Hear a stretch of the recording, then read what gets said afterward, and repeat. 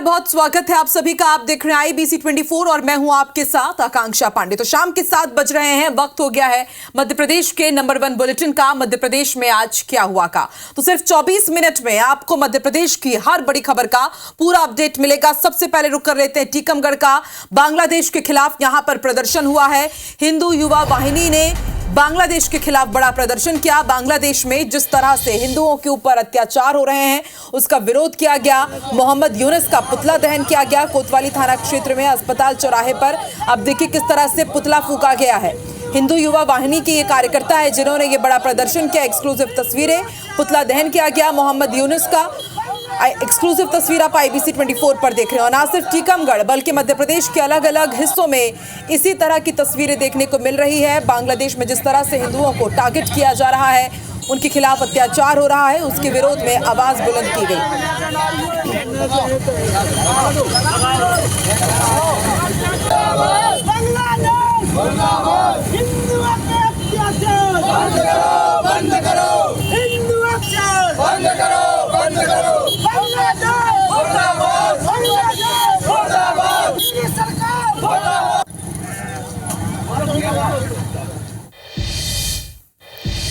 इंदौर में आज दिलजीत दोसांझ का कॉन्सर्ट होना है और उसके पहले आज हिंदू संगठन ने जमकर हंगामा किया। विश्व हिंदू परिषद और बजरंग दल के कार्यकर्ताओं ने कॉन्सर्ट में खुलेआम बेचे जाने वाली शराब और मांस की बिक्री का विरोध किया है। इधर पूर्व तुषार ठाकुर ने हिंदू संगठनों के विरोध को सही ठहराया। तो आखिर किस बात को लेकर है ये पूरा विवाद, इस रिपोर्ट में समझिए।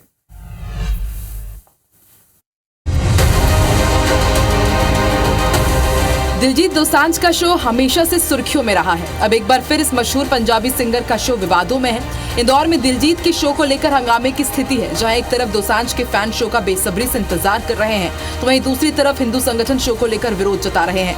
कार्यकर्ताओं का कहना है कि शो के दौरान खुले में शराब और मांस की बिक्री होगी और वो नहीं चाहते कि इंदौर में इस तरह खुले में नशा परोसा जाए। कि इंदौर जिले में जिस प्रकार के मांस को परोसा जा रहा है, व्यसनों को बढ़ावा दिया जा रहा है, सरकार से ही मांग है शीघ्र अतिशीघ्र इस पर शीघ्र विराम दिया जाए। इधर शो को लेकर पूर्व संस्कृति मंत्री उषा ठाकुर ने भी नाराजगी जताई है। उन्होंने कहा है कि इस प्रकार के कार्यक्रम भारतीय संस्कृति का हिस्सा नहीं है। देखिए, राष्ट्रद्रोही गतिविधियों में संलिप्त कोई भी दिल दिमाग इन शांत क्षेत्रों में, क्योंकि मालवा तो वो भूमि है जहाँ किसी प्रकार का कोई उत्पाद बर्दाश्त नहीं किया जाएगा। प्रॉपर जो शासकीय नियम कानून है उन्हीं के तहत जो है वो करी गई है, प्रदान करी गई है और शासन के किसी भी नियमों की अवहेलना नहीं होने दी जाएगी और कानून के दायरे में जो भी चीज़ें हैं वो सारी चीज़ें करी जाएंगी। और राष्ट्रद्रोही गतिविधियों के लिए इंदौर में जगह नहीं है। पूरे विवाद पर कलेक्टर आशीष सिंह ने भी आश्वासन देते हुए कहा है कि सभी कार्य शासकीय नियम और कानून के साथ ही किए जाएंगे।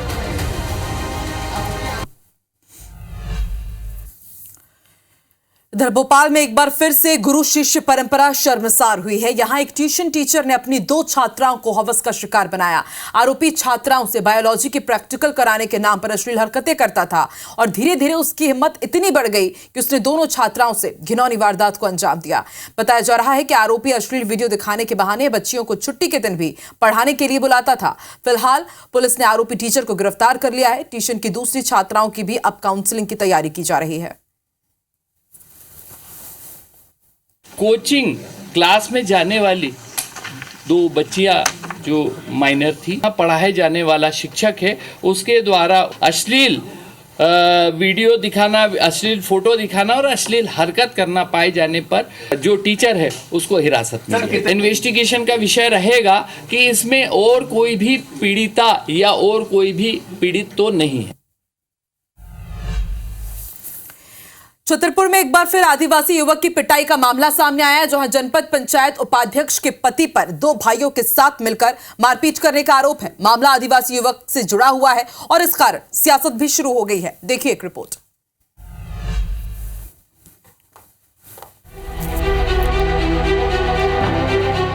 छतरपुर में एक युवक को गवाही देना भारी पड़ गया। यहाँ जनपद पंचायत उपाध्यक्ष के पति पर 2 भाइयों के साथ मिलकर मारपीट का आरोप है।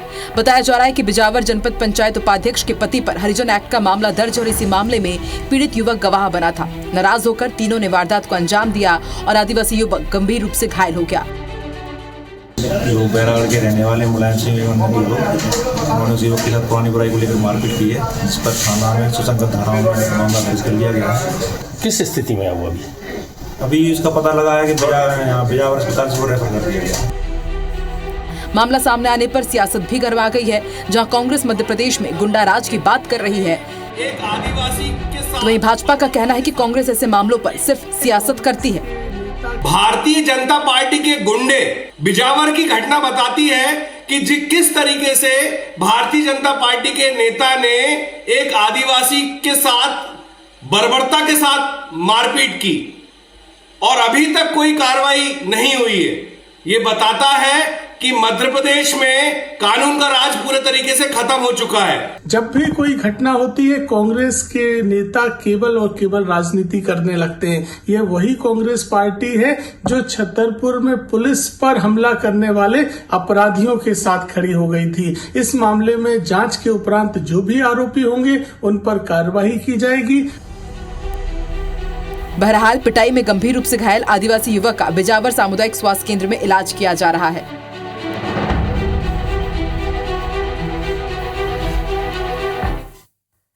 इधर नीमच में कांग्रेस कार्यकर्ताओं के बीच मारपीट का मामला सामने आया, जहां एनएसयूआई जिला अध्यक्ष और कार्यकर्ता आपस में ही भिड़ गए। दोनों के बीच हाथापाई और खूब धक्का मुक्की हुई। ये विवाद युवक कांग्रेस के प्रदेश अध्यक्ष की रैली के दौरान हुआ और आप देखिए किस तरह से जंग का अखाड़ा बन गया। कांग्रेस कार्यकर्ता आपस में ही भिड़ गए। युवा कांग्रेस के प्रदेश अध्यक्ष की रैली के दौरान कार्यकर्ताओं ने जमकर एक दूसरे के साथ मारपीट की। एनएसयूआई जिला अध्यक्ष और कार्यकर्ता में ये मारपीट हुई है। जैसे तैसे दूसरे लोग यहां पर पहुंचे और इन्हें समझाइश दी गई।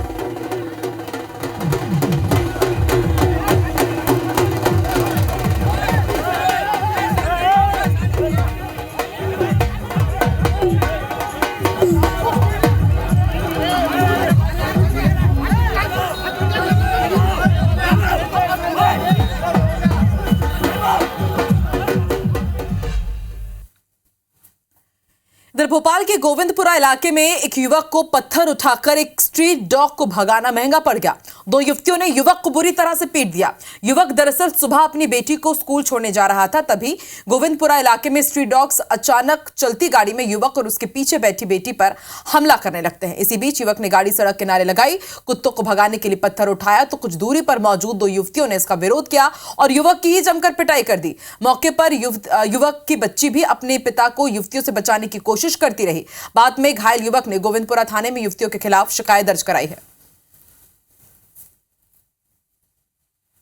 तो देखिए तस्वीर हम आपको दिखा रहे हैं। यहां पर यह मारपीट इसलिए हो रही है क्योंकि एक युवक ने एक कुत्ते को भगाने के लिए पत्थर उठाया और उसकी तरफ फेंक ही रहा था। दरअसल ये जो युवक है अपनी बेटी को छोड़ने के लिए स्कूटी से स्कूल जा रहा था और उसी दौरान कुत्तों ने उनके ऊपर हमला कर दिया और उससे बचाने के लिए वो उस कुत्तों को पत्थर दिखाता है, पत्थर मारने की कोशिश करता है, लेकिन उसी दौरान जो डॉग प्रेमी युवतियां होती है वहां से गुजर रही होती हैं और वो उस युवक को मारने पीटने लगती है बिना ये जाने कि आखिर वजह क्या है। और उस दौरान आप देखिए कुत्तों का आतंक इस क्षेत्र में कितना है कि दूसरे जो कुत्ते हैं वो आकर के दोबारा इन लोगों के ऊपर हमला कर रहे हैं।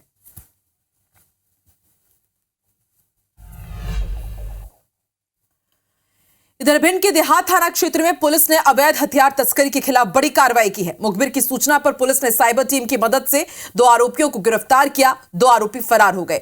गिरफ्तार आरोपियों के पास से 5 कट्टे और कट्टा बनाने का सामान भी बरामद किया गया है। पुलिस के मुताबिक 3 आरोपी उत्तर प्रदेश और 1 आरोपी भिंड का रहने वाला है, जिनमें से फरार 2 आरोपियों की तलाश जारी है और उनकी गिरफ्तारी के लिए टीम गठित कर दी गई है।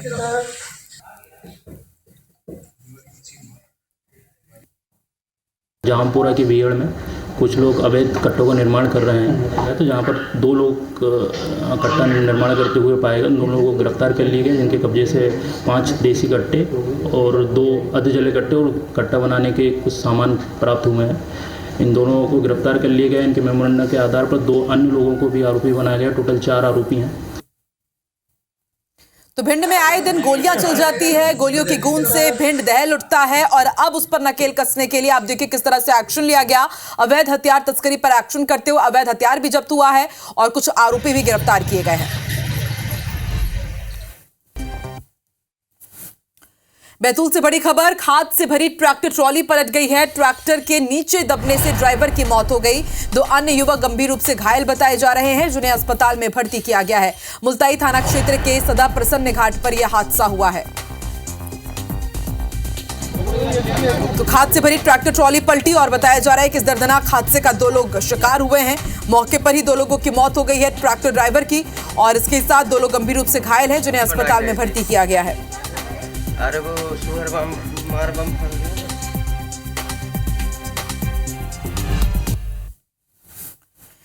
भोपाल में पिता अपने सगे बेटे की हत्या करने का मामला सामने आया है। घटना हनुमानगंज इलाके की है, जहां एक पिता ने अपने बेटे की रस्सी से गला घोंटकर हत्या कर दी।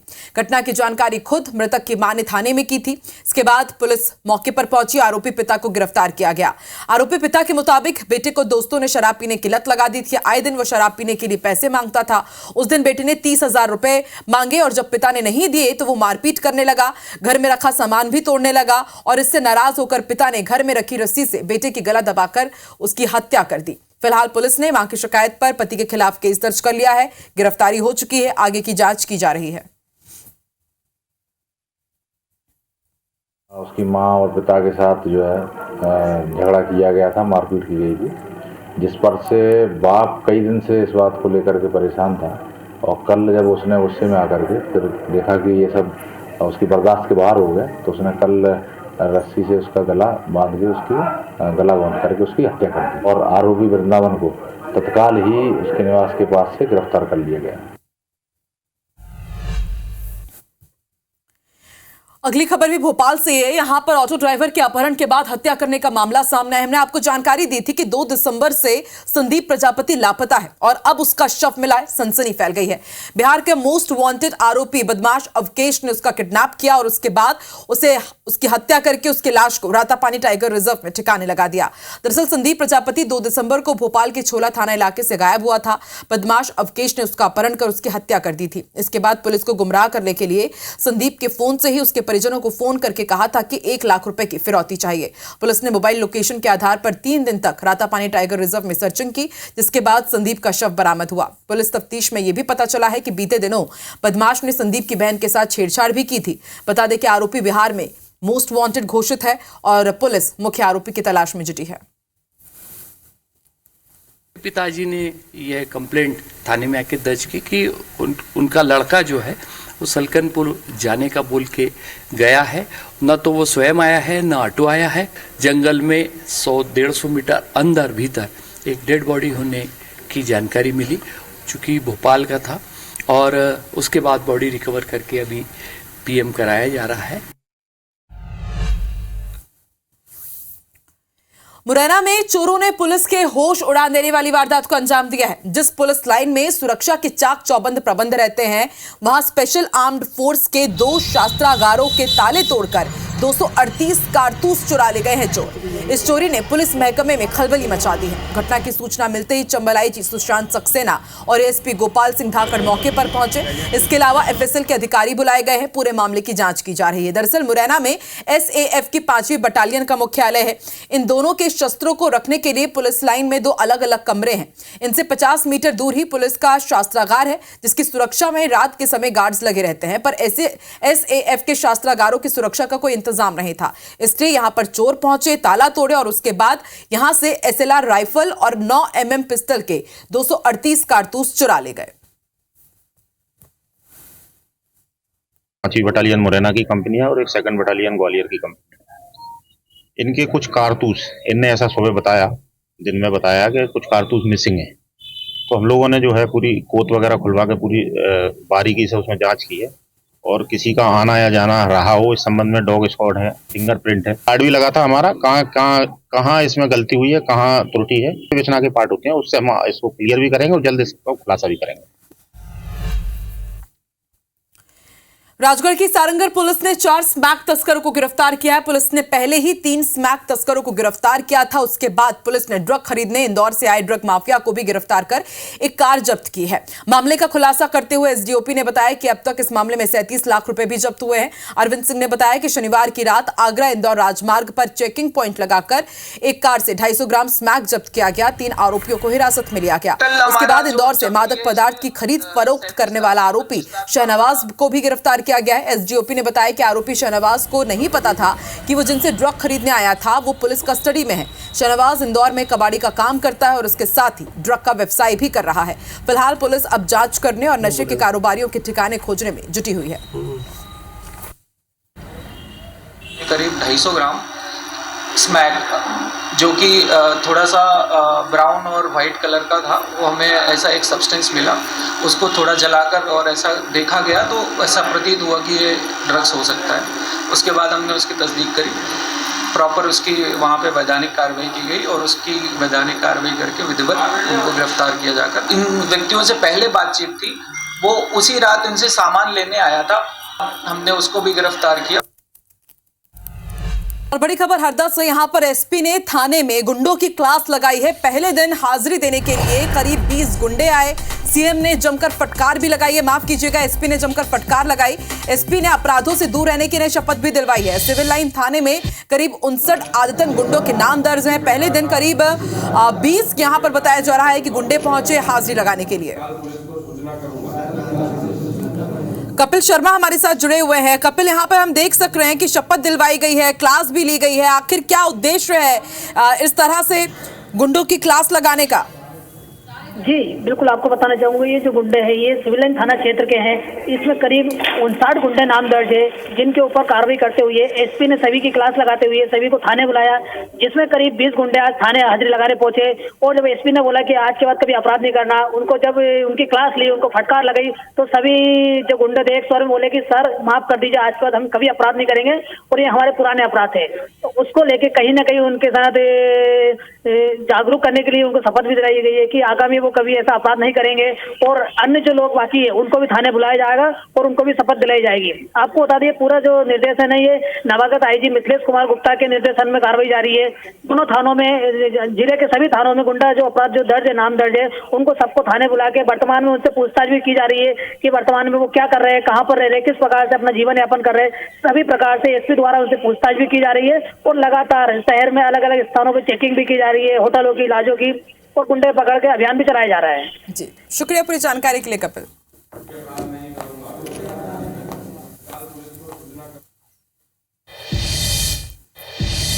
खबर इंदौर से, यहां पर विदेशी करेंसी के साथ आज एक युवक को गिरफ्तार किया गया है। युवक के पास से 26 लाख रुपए की विदेशी करेंसी जब्त की गई है। कस्टम विभाग की टीम ने एयरपोर्ट से इन्हें गिरफ्तार किया और बताया जा रहा है कि युवक शारजाह जाने की तैयारी में था, लेकिन उससे पहले ही पुलिस ने इसे गिरफ्तार कर लिया है और अब कस्टम विभाग की टीम युवक से पूछताछ में जुटी हुई है। माना जा रहा है कि कई बड़े खुलासे भी हो सकते हैं।